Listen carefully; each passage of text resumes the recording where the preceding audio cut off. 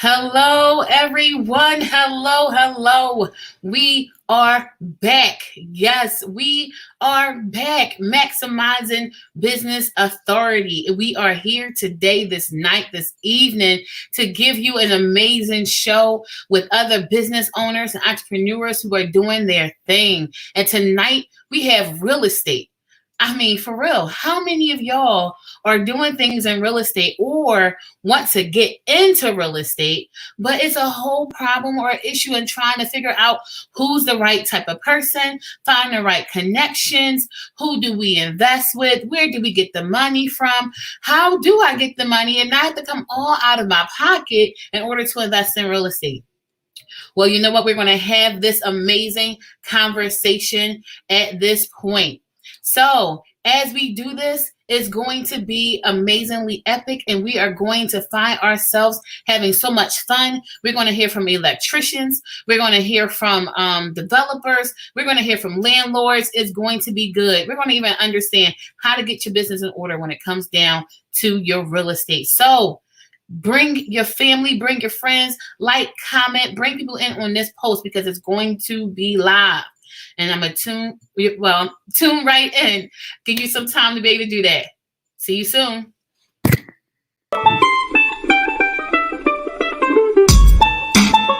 Here at MBA, we try to help you be your best. So join Joanna Collins as we join to make your business a success. I see you starting out your business, you seem kinda lost. So come and visit our page and we'll help you be a boss. We'll guide you and support you with new exciting strategies. Join us at MBA, don't let it be a tragedy.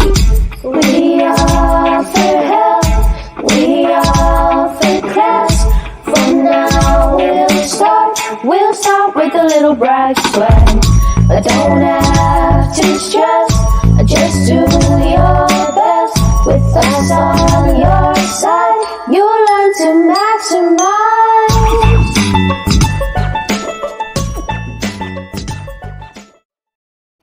Hello, everyone. Well, listen, as I stated earlier, it's going to be an amazing show this evening as we talk about individuals and people in this area of real estate. So again, if you have not already, like, comment, share, tell your friends, tag somebody in a post because it's going to be good information. If you want to know how you're going to get started in real estate or even what to expect, it's going to be really good. How much money do you need to even get started? Or for that matter, maybe none at all. So we're going to be having these different conversations and we're going to be helping you get better understanding about this whole real estate game and how much you can actually invest and be able to make for yourself within real estate. So it's going to be good. Again, like, comment, share, invite a friend, and even say hello, say what's up. We are back and we have a great show for you this evening. All right, so my first guest that I plan on having up is going to be a person that I want you just to simply watch this video because they have a whole plethora of information about electricity. And a lot of people, even if you're trying to get something fixed in your house, don't know of the proper things that they need to in order to even move forward with the electric process. And so we want to be able to have information for you in case you need to even get your electric done. Or if you want to, of course, use it for your real estate. Hey, Leanne, how you doing? Thanks, girl, for joining this evening. Make sure, again, you like, comment, share. There's going to be some good information. So we're going to be going over some stuff as it relates to the electric part and how we're going to move forward with that. So I want you all to be able to tune in and basically watch this clip real quick because it's going to be good about the electric person that we got coming on. Keep your family and business safe 24/7. Call on professional residential and commercial electricians. Just It's Electric. We're a fully licensed electrical contracting company in Philly with over 30 years experience. We're known for maintaining and repairing products that many less experienced contractors cannot. Whether new construction, maintenance, or repair of older existing buildings, we've seen it all. We've handled it all. Call us for your electrical needs. We get the job done, whatever it takes. Yes. So, without further ado, I want to bring on my first guest. You saw the video, you saw the intro, and I want to bring on my guy, Eric. Eric, yo, what's up, man? How are you? All right. How are you, Sharita? I am good. I am good. I am so glad that you could join us this evening and be able to educate us on some stuff about this whole electric process. So, hey, Sam, how are you? Thank you for joining us this evening, sir. So, hopefully, again, Sam, like, comment, share. Would definitely love for more people to get this good information that we're going to be talking about tonight. And Eric here is going to be sharing with us how he got started in business, but most importantly, the benefits of having a good electrician when it comes down to your business, comes down to even having it done in your house properly. So, Eric, without further ado, tell us a little bit about yourself. I don't know. I mean, what can I say? So what I would say is how you do an interview. I like sports, cooking, and making people smile. Listen. Actually, that's what's in my high school yearbook. And what I could say as a child, I was always fascinated with like the phone man, the heater repair man, and people that came in like that. And look what I'm doing now. Yeah, over 30 plus years, right? Of That's experience right. in the electrical field. That is awesome. So I'm excited and I can't wait for us to dive more into this whole process of like just having a good electrician, right? The good ones versus the not so good ones and making sure your house don't burn up and making sure that it's straight because you tried to do the electric yourself. So I want you to hang on. I'm going to bring in our other guests as we talk about this whole concept with real estate. And next up, I want for my other guy named Kevin to be able to come up. Like y'all may have seen him before because we talked about some credit counseling and getting some support and some assistance and some services, right? So for you, those of you who trying to even get into real estate or get some capital running, Kevin here can help you be able to get the capital you need to be able to work on your personal credit and even business credit because it's something that we all need, right? And if your credit is better, you have access to a tremendous amount of capital. So, Kevin, can you just tell us a little bit about yourself? And then we're going to bring our next guest in, and then we're going to have a whole meaty conversation about real estate. Sharita, thank you. It's always a pleasure whenever we collab, whenever we talk, whenever we have these open conversations. You bring some great information, and your team is a top shelf when it comes to production. So I Thank you. appreciate you having me on. Thank you. Kevin Lewis, Bronx, born and raised. I live in Philly now, but I was born and raised in the Bronx. Actually, I was born in New Jersey, but raised in the Bronx and transplant. Philly's a great city. Love being here. Avid roller skater. Don't know what bearing that has on tonight's conversation, but I roller skate 2-3 times a week. It's just what I love to do. It's my spiritual connection to the world, and I'm sure we'll get into some other things later. But that's who I am. Awesome. Awesome. Well, thank you so much. I am elated that you were able to, just be on and share that little bit of information with us. I look forward to learning more about the whole business capital, having access to additional revenue for just your business in general and or for real estate. So, all right, Kev, I look forward to hearing more. All right, next, I want to also invite my next guy up. Yes, he is a developer. Like he does so much. And I mean, talk about some big projects when you are working on some things as it relates to real estate. And so I want to bring on this next guy, and his name is Calvin. Calvin, come on, sir. Come here. How are you this evening? I am doing well, and thank you for having me this evening, Sharita. I'm happy to join the forum with your other esteemed guest. Yes, I'm excited that you are here, and that is a privilege to be able to talk to a developer. And I don't know how many Black developers there are, but I'm proud to see that you are one in the game, building, developing, doing some really amazing major projects and stuff like that. So tell us a little bit about yourself. So I'm originally from Washington, D.C. I moved to Philly to go to college. And I always said I was going to move back and to DC. And I ended up going to grad school. I went to work at a pharmaceutical company. And while I was working there, I got the itch to invest in real estate. And I bought some property, met guys who did construction work, and I saw that they were really great at doing construction, but they had their business practices weren't the best. Mm. And I said, there might be a business here.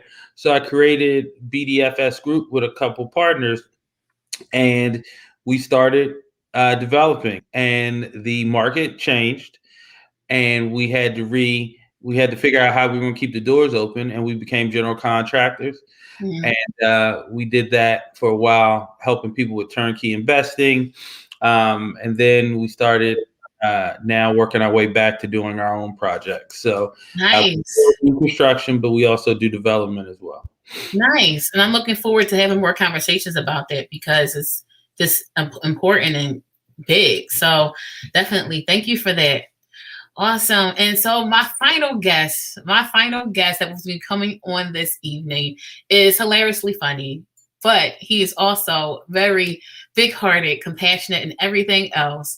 And we have an amazing landlord up in here doing some stuff. So for those of you who want to know this process of just being a landlord, right? What does it look like to even collect your rent when you got tenants probably telling you all off? How do you then handle that, right? So we have a landlord here who's going to be talking to us about some more things with real estate and making sure you collect your money, because at the end of the day, this is a property here and you want to be able to collect your funds, and he got some great tips and tricks and strategies for you.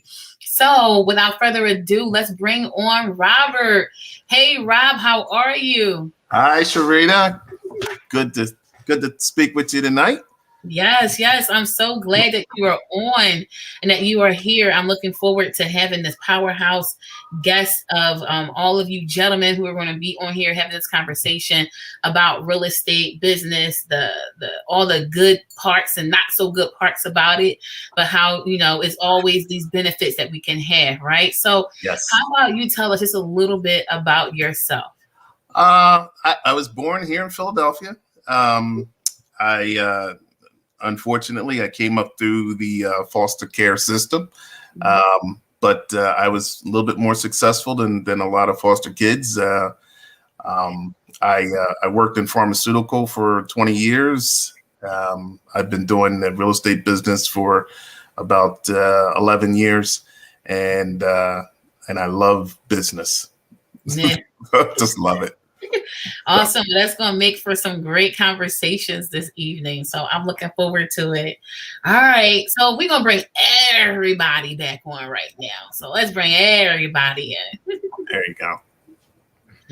Yes. Hello, gentlemen. So I am excited and absolutely elated that you are all on here this evening. And so we learned a little bit about what it is that you already do. So I would love to learn more about your businesses individually and how it all relates to real estate. And we can start with, let's see. Any, meeny, miny, Mo. Eric, what's the first person? Go ahead. How my business relates to real estate is pretty simple. If the lights are out, we come turn them on. If someone has to get a place rehab, the first person in usually is an electrician. Our prices are relatively competitive, so that relates to real estate also, because most landlords are frugal. So they're always looking for a good deal. This is true. I'm sure somebody wants to chime in, but I will continue. Look, I'm gonna chime in. Yes. And at one time or another, we come across deals also being in construction period. So we are doing a couple things too. But the main thing that how we relate is we fix everything. We, as they say, bring the light. Nice. Bringing the light. And do you work with residential individuals, or is it just more with landlords, contractors? What is it Well, like? I can tell you, the majority of the people we work with are contractors, developers, and people like that. But we still work with people who homeowners and Hmm. first ed. You can't leave them out. Yeah. One of the things or one of the mantras that we have in our company is we kind of want to save the world. There's a few things we do. We do a scholarship. We train people. We come in and talk to people at schools and adults. So within that, we're also going to go in houses. And always, we will never forget, for lack of a better word, the little people. Yeah, yeah, yeah. No, that's absolutely awesome, and definitely, I would love for you to share more about that. I might go to Rob here with the landlord comment, but definitely would love for you to share more about that information. All right, Rob, yes, please tell us a little bit more about your business and how it relates to real estate. I've been uh, buying and purchasing properties for the last 11 years. Most of them are rentals. I have started going into some developmental projects. I have one on the books right now, but being a landlord was it's a work in progress. You're always learning something, even after all these many years. I've each and every week I learn something new and different. Yeah. So, how did you become a landlord? Like, what was it about that process? It was something that actually I didn't really want to, but Mm, I started out doing it for a close relative, and they needed some place, and I said, let me buy property and rent it to them first. And after I started doing the numbers and figuring the process out, I'm like, hey, this is not a bad thing to do, yeah. and I just kept it going. Hmm. Oh, So nice. You so kind of selling your land, basically. yeah. Nice. Awesome.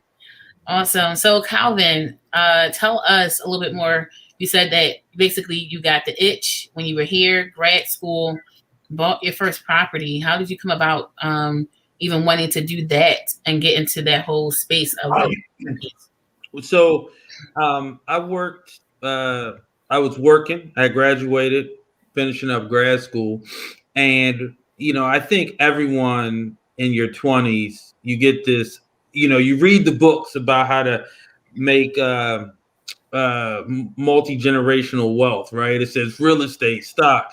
Yeah. So I went out and I was like buying property around Temple, and I bought properties and I read some books and I thought I was ready to go and I had no idea. Yeah. So I said the only way, and the funny thing about it was it was a group of guys that we got together and we said we were going to do it.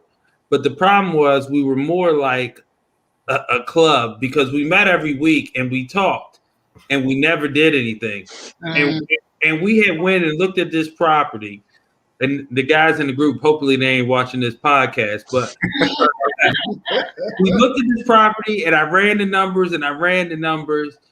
And, it was when it was time to execute, they, next thing I know, one of their wives called me and was like, I want to meet with you because my husband has no clue. I want to understand what this is. And mhm. another, and I said, you know what? We're never going to do anything. So I Yeah. said to my wife, I said, this is what we're going to do, babe. We're going to go buy this property in your name. So it doesn't, and we went and bought it. And then we bought 2, 3 more properties. Uh-huh. And then in the process, that's when I met some of the subs that I used to work with, and that's how it blossomed into a construction business. And helping the other thing was part of the fun was helping people invest. They were Yeah. like my aunt. They wanted to do it, but they didn't want to go look for properties. Like Yeah. for me, it was the excitement of the hunt, right? You're Mhm. going in these neighborhoods, you're finding these properties, and they didn't. They just wanted to write checks, Yeah. and that's how we started. And I got the itch of buying like multifamily, renting to college students and non-college students. Yeah, that's a great strategy too with the college students because we're always going to have a lot of them, Yeah. right? And then you Except get for the the funding. pandemic, a pandemic hit that shuts down the university and everybody's learning online. But their parents still want to get rid of them, so they still send them away to college. They be like, Yeah. just stay in your apartment. Don't even come home. Right. So I guess we'll get into that when we start talking about COVID and how COVID has affected all of you with your businesses, right? Yeah. Um, but all right, so Kevin, here again, you were on here a couple of weeks ago, talking about your credit company and then how credit counseling company, you franchised this thing, the first African American owned franchise credit company. I mean, like that is a huge, huge, big ups and an accomplishment. You educated us on just the whole process of just what it's like to have credit, getting your kids set all up and things like that too, so that they have some things for their future. So tell us a little bit more how you came about this whole process of credit, business credit, and the benefit of how it could help us do real estate. So I'm the other side. I'm the other people's money part of this real estate equation. How this came about is I'm really passionate about the Black community and the black people we know. There are disparities in lending, right? And Mhm. so my deal was I need to figure out how to get people access to money. And Mhm. a lot of money is lending. You know, there's equity, but there's also debt financing. And a lot of people are doing debt financing, including people who are building and building these apartment complexes and gentrifying. And so I said, you know what? Black people can't be left out because real estate still is one of the best investments. And so here's the deal. How do we get money for real estate investment? How are we able to gentrify ourselves? And so I said, you know what? Credit. Mhm. People's credit scores on the personal side took a huge hit for whatever reason. And then a lot of people, this is not just Black people, these are all business owners. 98% of business owners don't even know what business credit is. How many? That's across the 98%. Say that one more time. How I'm gonna many? say it, 98%. If you ask 100 business owners what is business credit, 98% of them will tell you something wrong or tell you they don't know. Yeah. So and then of course, if we are only 13% of the we being Black people, only 13% of the population, and 98% of that 13% doesn't understand what business credit is, then they don't understand how to leverage it. And business credit is extremely, extremely powerful. By the way, our app developer just finished developing so we are going to have the only other, actually, there's only one, there will only be one business credit app. There's a Mm. business credit program called Credit Suite. I don't know if I can legally give their name out, but I'll give it out. They have a program that'll help businesses build business credit. Mhm. We are in the processes of finishing developing our app, which should be launched March 15th if all Nice. goes well, if not April 1st. But I didn't get up here to talk about accolades. That's Listen. important, Sharita. That's important because my passion is to get people access to capital, Black people access to capital, and this is just one of the ways we're doing it. I Yeah. thought you were going to ask me how I got into real estate. Listen, capital is really huge for real estate. So it's really important to even for you to explain that piece, right? So with that being said, how did you get into real estate? Because we're going to get more into the business capital, the investing, the need for it. How does it look even for our future, for those of us who want to have a more sustainable future for our lives and for our families? So, but how did you get into real estate? Uh, I was a moron. um, so growing up in New York, if you want to get an apartment, most things are apartments in New York. And if you want to go get an apartment in New York, you go into a real estate agency. They sell houses, they sell apartments, they get rental apartments.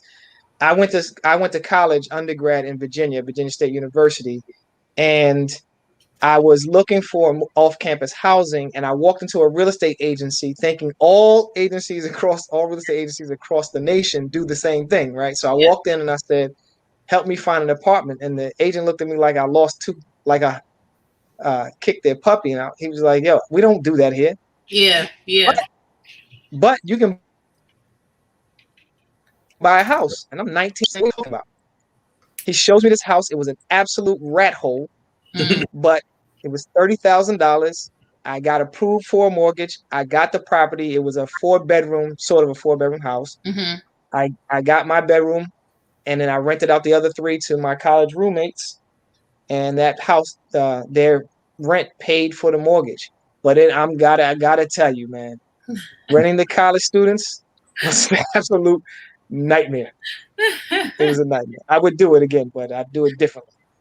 But I accidentally fell into real estate, and then I said, you know what? There's a way for me to live Mm-hmm. and have someone else pay for that living, other people's money, and that I kept hearing that principle: other people's money, live off of other people's money.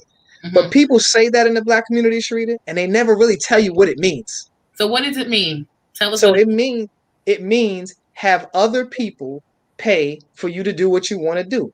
So Mm-hmm. I lived in this house. I had a mortgage. It was my property, and my roommates paid for me to live there because I lived there with them. But Yeah. they paid for me to live there. They paid for my groceries. They paid for my gas because I charged way more in rent than it cost me in the mortgage. It was only $30,000, and I was paying like $350 a month for a mortgage. Yeah. So in Virginia, and so I was charging $1,200 when it was all said and done. So they were paying for everything that I want to do: the clothes, the sneakers, the food. Yeah. That's really other people's money, and that's when the light bulb went off. Yeah. That's how you do real estate. Yeah. Yeah. And then you did that at 19, right? Accidentally. I don't take credit for the knowledge. Listen. Either way, I mean, you walked into it. You had the credit profile to even be able to buy a house in order to do that. You know what I mean? Sure. So that's what's up. Well, All can right. I just chime in? Yep. Go ahead, Calvin. When we talk about this other people's money, you know, it's the way it's the mindset, right? And what I mean by that is, if you want a new car, right? Don't buy the car, buy a property that'll pay for the car, right? Yeah. That's the idea, right? A car is a depreciating asset, but you buy something that makes you money Yep. to then have those things you want, right? And it's retraining our thought process, right? Because we're a consumer group that they advertise to, right? We think we need J's and we need this and we need that. And I have young people who work for me, and I explain to them, those J's make you no money, right? Well, and don't get me wrong, I know there are people who flip tennis shoes. I haven't figured that business model out yet, but I'm not going to stand in line to buy. Anything that involves me standing in line doesn't happen. So I'm not. But it's a way of retraining yourself. You know, it's powerful once you realize money is a tool to make more money. Yeah. But a lot of times people use money to get things, but those things have no value. It's about using your money to make more money. Like, I own a construction business, but my hope is that when my money leaves, it comes back with 10 to 20% more of its friends into my account. And that is the philosophy. I just take my money and flip it, and I hope it comes back and makes me more money. Yeah, yeah. And so how would that same principle apply to you, Eric, in the electric company? So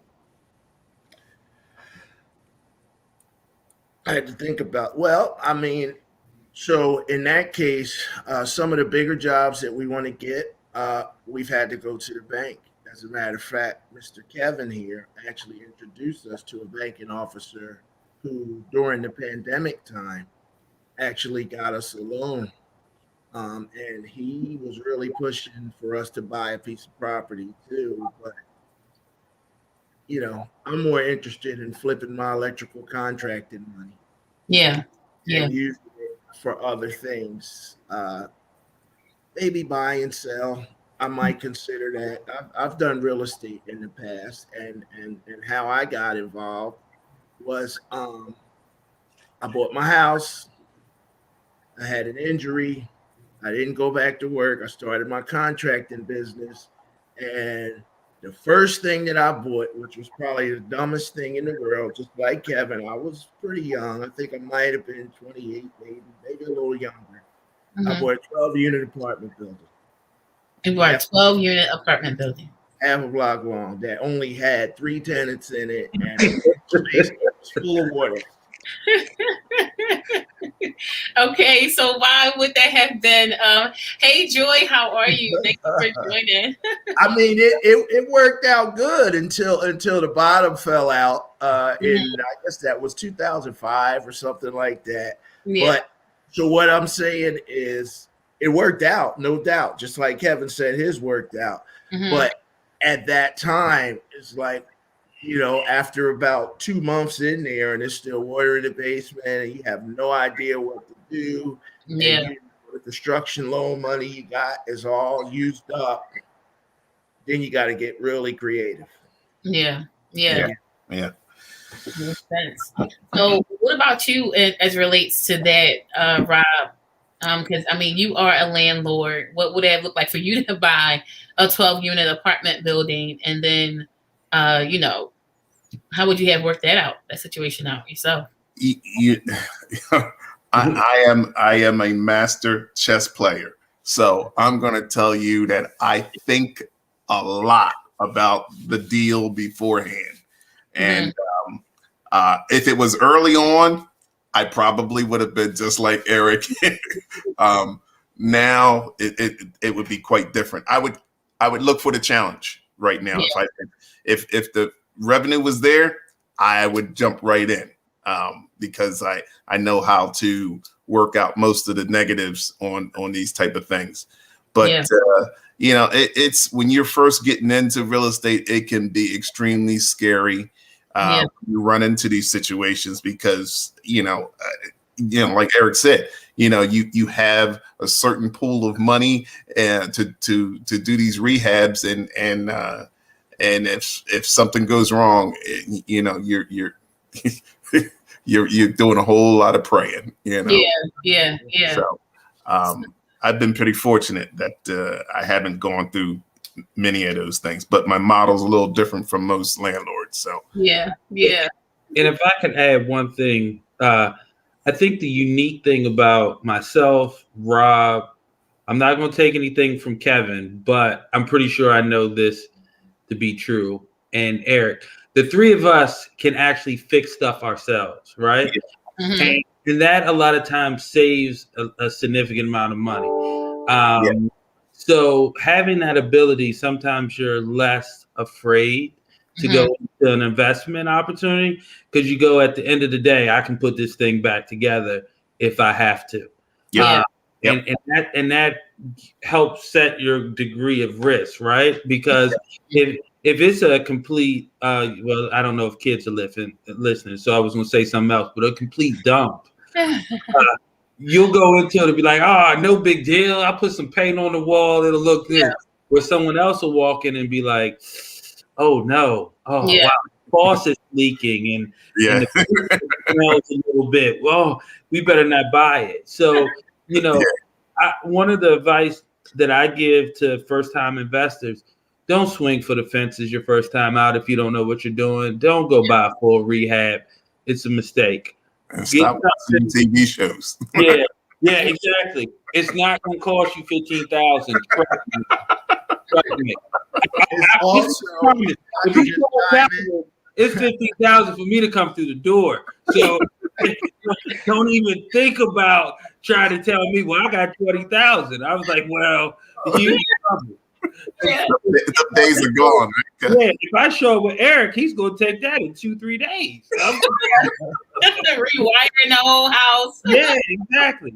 Yeah, one thing I would say too is that you have to realize that this is real estate is one of the few investments that's a long-term thing, long-term. So in other words, what I did at say 26, 27, 28, and 55, I'm not going to do it, or if I do it, I'm well more equipped to deal with it. Yeah. And so it doesn't even take that long. I mean, I handled it in about 6 months. I figured out what I had to do. So it's kind of on the job. And the biggest thing is, no matter what, unless it burns down to the ground and you have insurance, it appreciates. Yeah. So it's a no-lose situation. So me and Kevin complained, but we didn't say we lost. That's fact. And imagine if you were still renting Oh, Yeah. yes. You know, I mean, we don't even talk about, you know, how you multiply your money when you're renting for so long Yeah. and getting appreciation on the property values. You Mhm. know, I I did this example for a friend of mine because she was trying to figure out her retirement, and I gave her a scenario of about a $250,000 property that she could buy, and by the time she would retire, this thing would be worth like 1.1 million. You know, Yeah. between the appreciation and value and what she collected in rent over the years, you know, that's what she would have gotten out of it. And Yeah. it's like, yo, there's your retirement. Yeah. Yeah. Yeah. That's not bad to go and take home and go to sleep, you know. Exactly. Exactly. Hey, Toya, thank you for joining.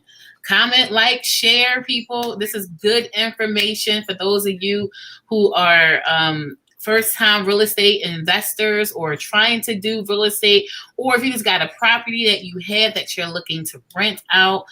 We are having this conversation along with business credit and capital and how you can obtain this so that you can do more business. So again, share this with other business owners, share with people who just want to maybe just rent out the house that they currently live in and need to know some safe practices, some safe ways of how to do that, even how to identify your right type of tenant, right? Because sometimes that tenant makes a whole difference, right? So definitely get on board, share it, tell people about this information because it's going to be good. And you can ask some questions to all of these amazing experts up here too before the night is over. So definitely share, like, comment. Thank you all for joining. Thank you all. So that was really good. And Calvin, one of the things you mentioned earlier was this whole process of numbers, right? When you were talking about this whole investing piece and you were with your friends who were looking to do something, you decided to just take the chance because you understood the numbers. How important is that when it comes down to just this whole real estate game of understanding things? Hey, Janice, thank you so much for joining us. You know, I think it's important, right? You know, you have to evaluate the property and understand. So I think you have to have a strategy as a real estate investor. And what I mean by that is there's certain people, like I focused around Temple, right? Mhm. Because I knew Temple wasn't going out of business. And I knew that Temple only had 5,000 beds, but they had 20,000 students. So Yeah. right there, students needed places to live. After your freshman, sophomore year, they kicked you off campus. Mhm. So I focused on around the university because I could get premium dollars in North Philly, right? And Mhm. I did the numbers. I knew it inside and out. Now, this is what I'll tell you. I knew North Philly like the back of my hand. Don't take me to Mount Airy, Germantown. I knew nothing. You know, but that wasn't my territory. I didn't focus on it. I didn't know, but I knew North Philly. Mhm. And that's why it's important. You need to understand, because the thing is, the market is so fast. If you see a good deal, you Mhm. need to know, like, it's not, I'm gonna walk into this house, I'm gonna think about it, come like going there before you get there, you already have a number in your head. Mhm. Now it's either gonna go higher or lower, and Rob is the master of this. Once you go in it, like you go in and be like, oh, listen, this is worse than I thought. And it's always good when you're in there with the real estate agent to say that, oh man, this is worse than I thought, just so they know you're gonna lowball them. Yeah. If you go in and it's a dime, you get in there and you found out it's all newly wired, right? Yeah. All new plumbing. Then you're kind of like, okay, this is what I can work with.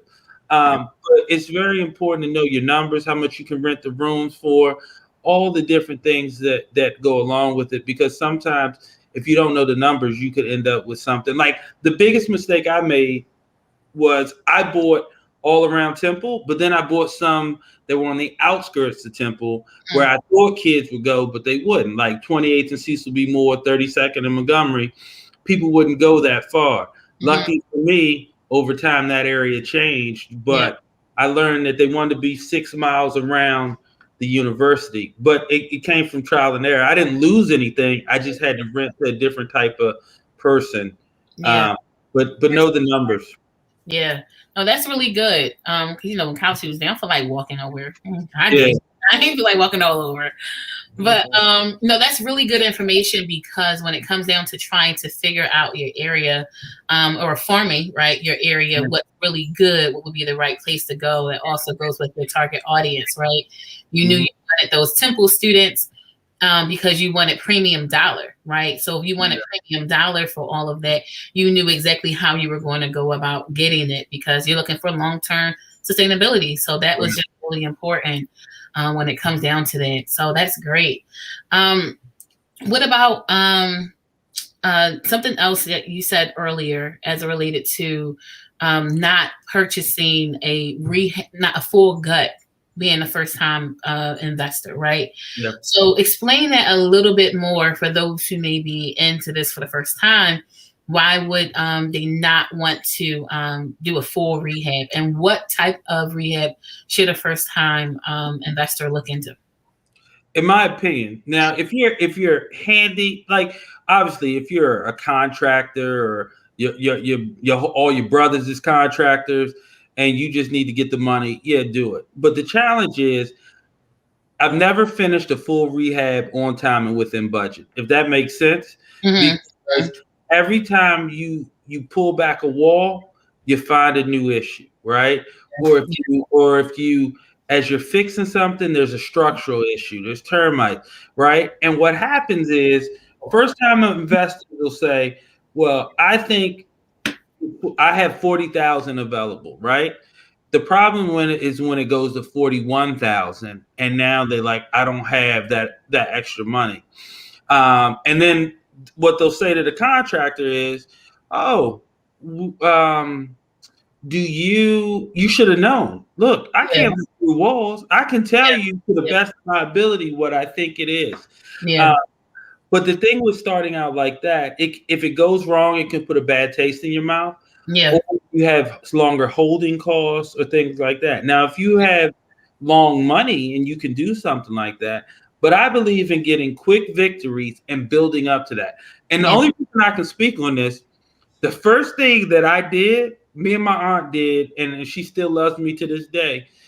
The first thing we did was we built a triplex at 19th and Berks, right? Mm-hmm. Now, I had no idea what I was doing, but I was like, all right, we're going to do this. We bought a building. I felt the building should be torn down. At that time, I had a GC, and he was like, no, it's cool. He told me $150,000. I said the project will cost $250,000, and we need to tear it down. Yeah. So my aunt budgeted $150K. We toured it 2 weeks in. He comes back and says the building needs to be torn down. And guess what it cost? $250,000 when the project was over. Right? Wow. So my aunt gave me additional $100K and finished it. That's why I said she still loves me. Yeah.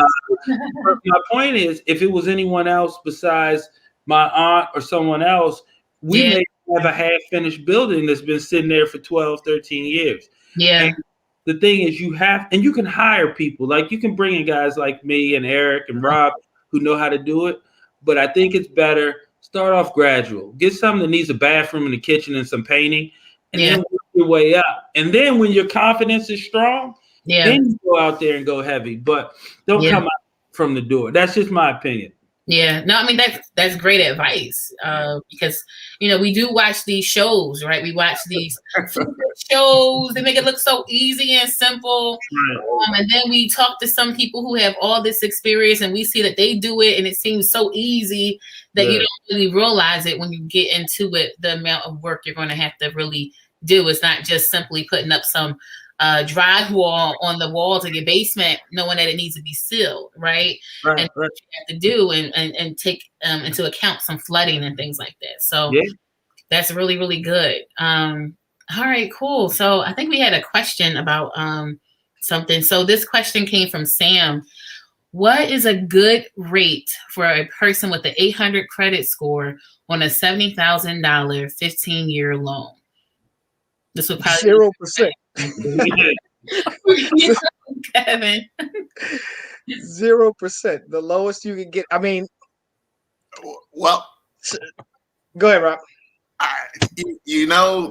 That's going to be that's almost a hard item to buy to do right now. because a lot of the lenders don't even want to deal with loans that low. At $70,000, believe it or not, they don't really want to. I would think a rate would probably be, if it's an investment, it's going to probably be about 3%, 3.25% still.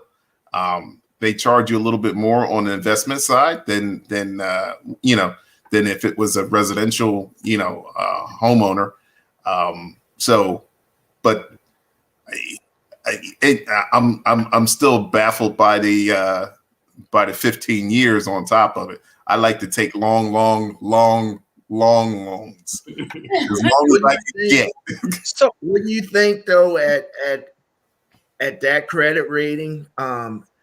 You could possibly get a line of credit with a lower interest rate than that. So this is where I was going to jump in. I want that person to use business credit. I want people to get away from living as themselves. So Jay-Z says he has a lyric that says, "I'm a businessman, not a businessman." What he's saying is he no longer lives as Sean Carter. He lives as his business, whatever business he's in at the time.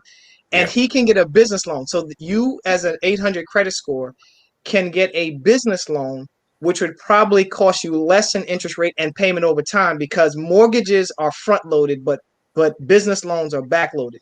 Let me explain to you what I mean by that. This is the power of business credit.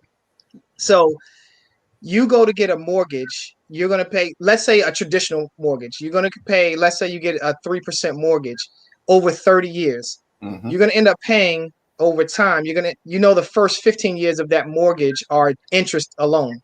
And you're going to pay over 30 years. You're going to pay 300 and some odd thousand, maybe more, for that loan, for that mortgage. However, if you got a business loan, even though the interest might be higher, you might get a 10% interest, but that interest is on the amount of the loan. So let's say you got $100,000 business loan to buy that property. So you're going to get the business loan plus the 30,000. You're going to pay 10%, but you're only going to pay 110,000 for that business loan, because they're going to charge you the interest rate up front. Yeah. So you see the power. You save 200 and some odd $1,000 for that loan. Now, can you take that loan out over 30 years, a business loan out over 30 years? Probably not. But even though the interest rate is higher, the way business loan works to your advantage. You're going to save a lot more money. So I would tell you, yes, you could get it in your personal name, but why not do a business loan? Yeah. Benefit of business credit, business capital.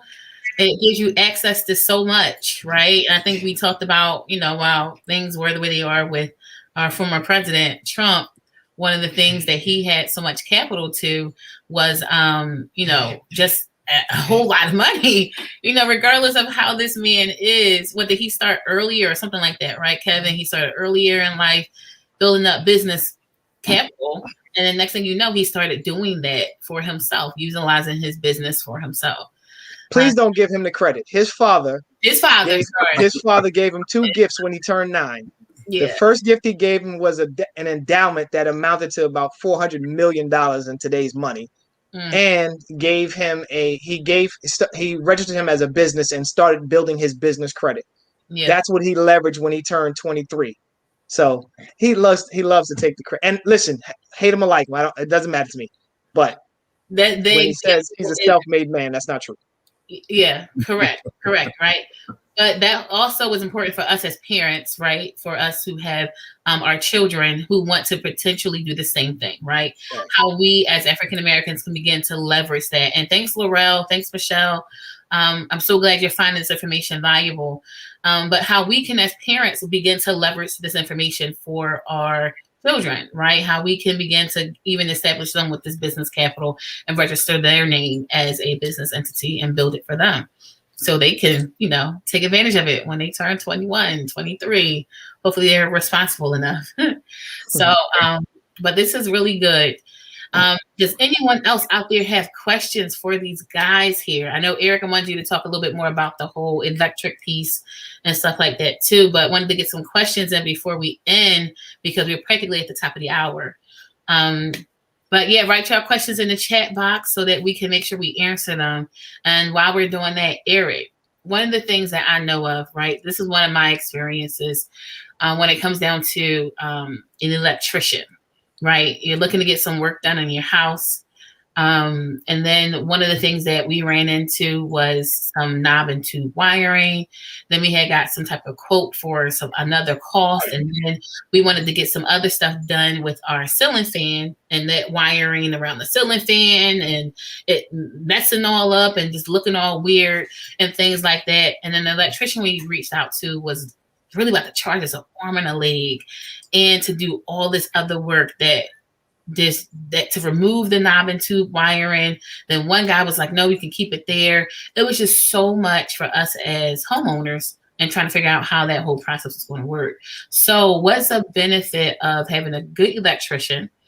How can things help us? And what's the not so benefit of not having a good electrician for your home repairs? That was a lot in one, but Wow. Well, you're gonna have me go against my grain because I do my best not to talk about anybody else's work or their work practices. But hey, we're on your show, so let's do it. What I would say is before we even get to that, I would say if it's in the city of Philadelphia, you can always go to their website and you can look up number one to make sure that they are a contractor. Okay. You know what I mean? Because what happens with an electrician is we have to do continued, even though I don't think it's fair, but we have to keep up continued education in the city of Philadelphia every year in order to renew our license. So we're always up to grade with the new code. Like, for instance, one says you have to take it out. The other one says you don't have to take it out. I bet you if you flip flop, one of them is licensed, one of them probably is not. But they're not going to tell you that. So it's different because I have electricians work for me, quote unquote, but I'm an electrical contractor. So an electrician has zero to no liability. The contractor has it. So electrician's just trying to, a lot of times, if he's doing it his own thing, he's trying to get that money. Yeah.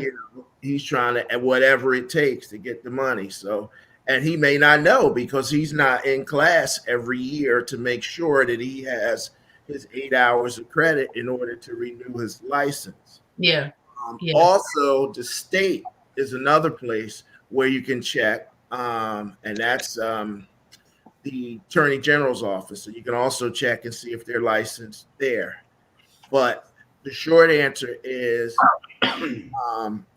a good electrician is one who's going to tell you the truth and going to make sure that it's safe.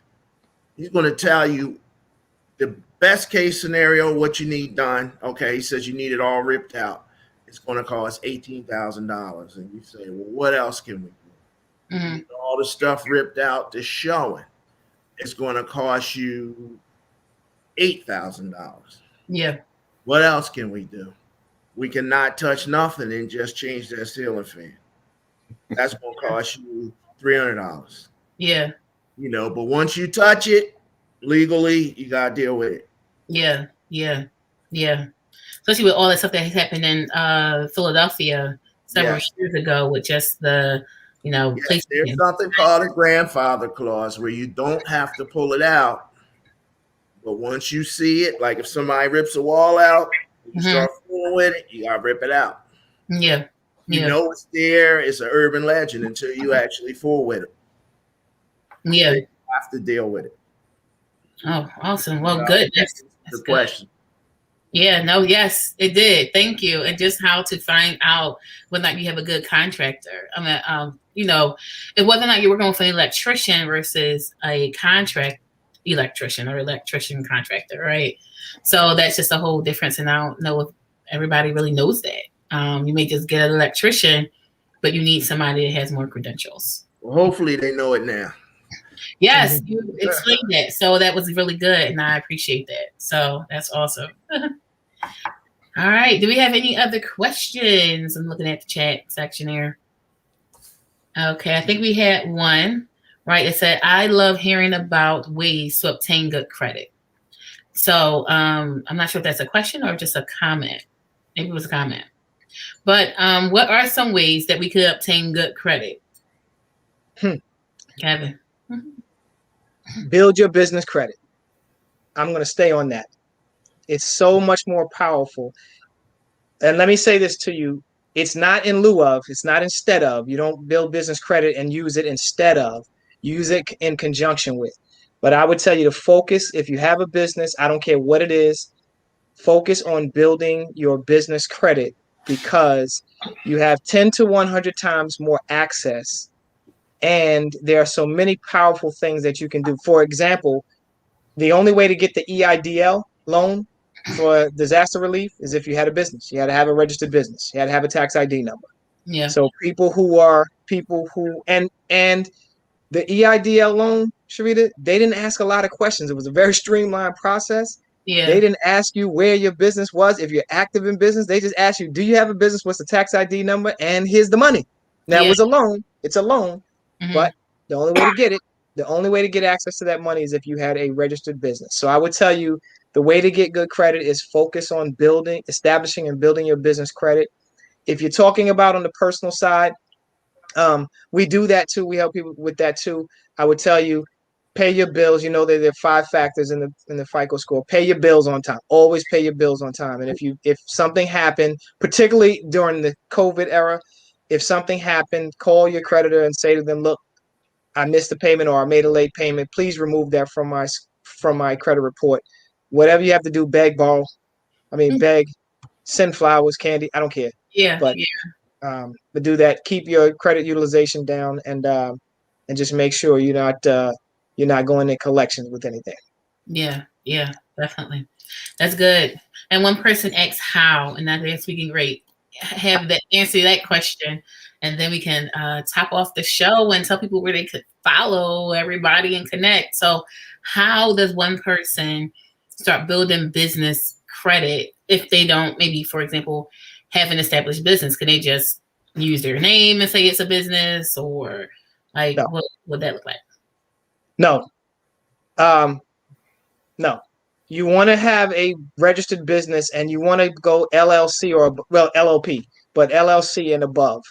Sole proprietors have really difficult times getting access to the same capital that other business credit entity structures have.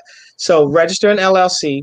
And then once you register an LLC, there are 4 phases. I don't care where you go, every credit counseling agency that helps you build business credit, every person that helps you build business credit uses the same process. They may break it down into different steps, but we all use the same process. Yeah. And it's really we break it down to 4 phases. But I would tell you to get with somebody. Don't have to. This is not a shameless plug for Promethean Credit Counseling. Get with somebody who has success in helping people build business credit and let them take you through the process. Yeah. You can always contact us, but if you don't use us, find somebody who's gone through the process and just follow along in their steps. They're detailed, so I can't do it. For sake of time, I can't do it here, but they're detailed steps. Awesome. So thank you for that information. And thank you, gentlemen, for being on board and coming along. The amazing part is that all of these guys, including myself, we're all a part of another group called the Everyday Entrepreneurs. So we talk about business strategy, marketing, real estate, and all these other great things. So we definitely invite you all to join us, like the Everyday Entrepreneur page. I will eventually put that in the link so that you will get notified anytime that we are on, or we have different meetings, or if you have other questions and you just want to become a part of another business community where we talk about these different things. We go over different strategies and we basically help one another do better business, right? Thanks, Annette. I'm glad you're going to be reaching out to them shortly. Yep, we will put up everybody's social handles and everything too in their connects for how you can connect with them as well. But other than that, you can always find us here in the Everyday Entrepreneurs page. I will be posting that so that you can connect with us. So, we just want y'all to be able to do that. And hopefully once y'all can join our group as well. And, get some business tips and strategies, all that good stuff, y'all. This week, we'll be going over marketing. So if you're looking to strategize in your marketing field for your business, then join us. You can join us tomorrow. Again, like the page, we will let you know where to access the link so that you can join this conversation. And then the following first Tuesdays, we end up doing real estate conversations. So if you enjoyed this conversation, the first Tuesdays of every month, thank you so much, Joy. I'm so glad you were able to join us, and I'm so glad you appreciate it. So other than that, the first Tuesdays is always real estate conversations and topics. Definitely feel free to join us there. We are always open to additional information and helping and supporting one another. So that's awesome. All right, everyone. If you don't have any more questions, gentlemen, y'all can stay behind the scenes. This is Kevin's information down here for PVC and credit. You see it going down at the bottom. And then we have, Calvin. We could put up Calvin's information up next. Rob. All right, so we got Rob's up here. All right, so Rob Carrington is the guy up here in the yellow.